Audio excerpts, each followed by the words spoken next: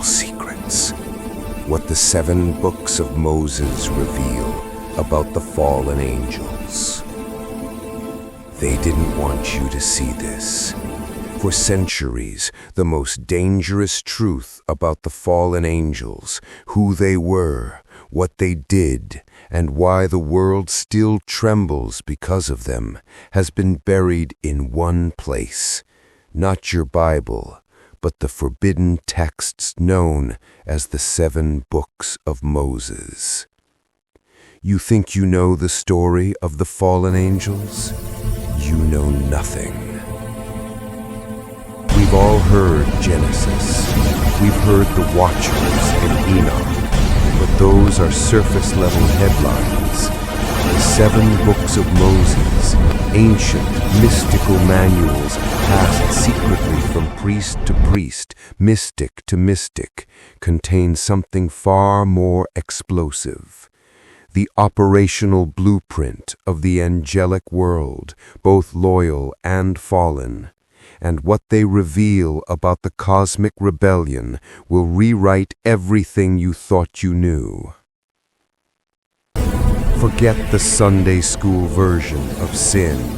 That was a distraction.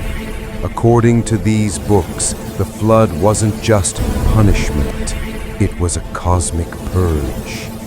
Because the fallen angels, led by entities like Azael, Shemhazai, and more names the modern church avoids, weren't simply teaching forbidden knowledge. They were performing genetic warfare on humanity. Yes, you heard that right. They were fusing their celestial essence with human DNA, creating hybrid bloodlines that were neither fully angel nor fully human. And the 7 books of Moses describe this with terrifying clarity. The Nephilim were not an accident. They were not a myth. They were a strategic invasion, a supernatural attempt to hijack the human blueprint and replace it with something the Creator never intended.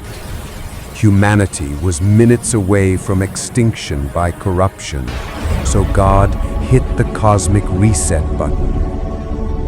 And here's the part nobody wants to talk about. What if your greatest pain, your flaws, your generational battles aren't just life happening? What if they're leftover scars from an ancient war fought before your ancestors were born? Residual damage from an ancient rebellion that left fingerprints on the human soul.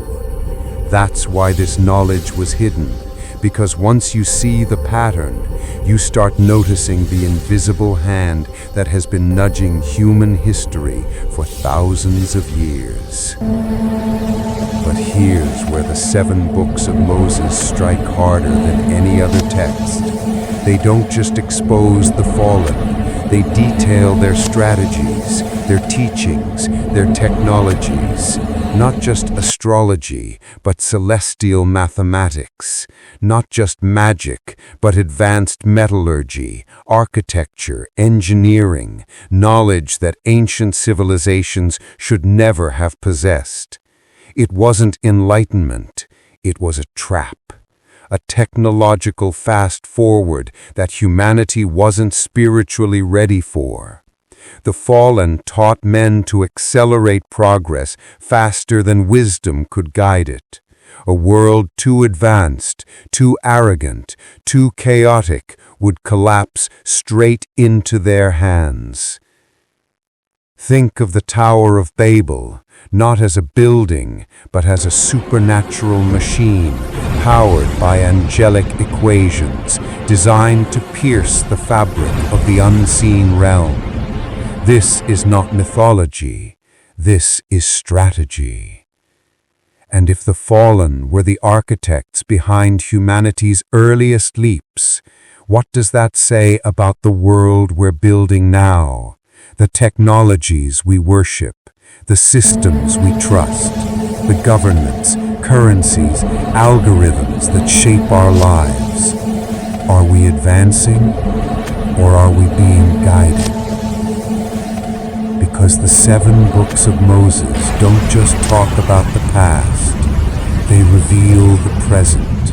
They name the beings still influencing humanity today. And they warn what he is planning to use to end the human experiment. And that revelation, the name, the mission, and the final countdown is in the next episode. Smash subscribe, hit the bell, because you need to know the name before it's too late.